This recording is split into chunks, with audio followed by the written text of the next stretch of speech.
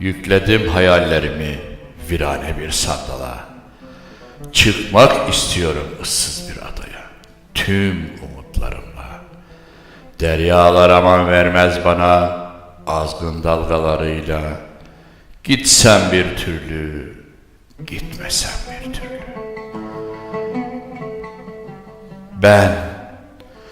Ben şu yalan dünyanın nesine kanayım?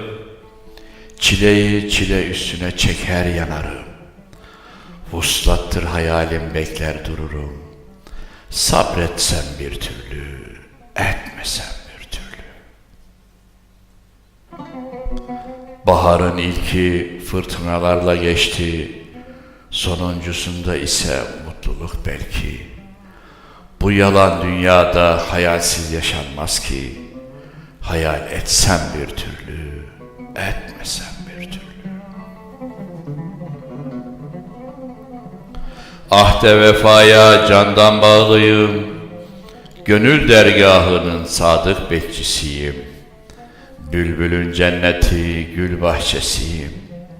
O güzel gülleri dersen bir türlü, dermesen bir türlü.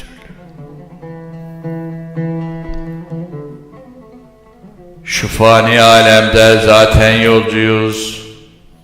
Garip gurabadan farklı değiliz. Ehven-i şerre sapmak neyimiz? Gülsem bir türlü, gülmesem bir türlü.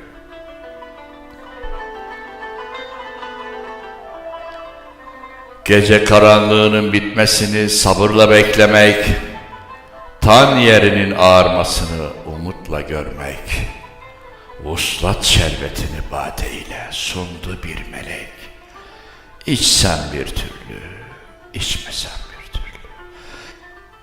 İçsem bir türlü, içmesem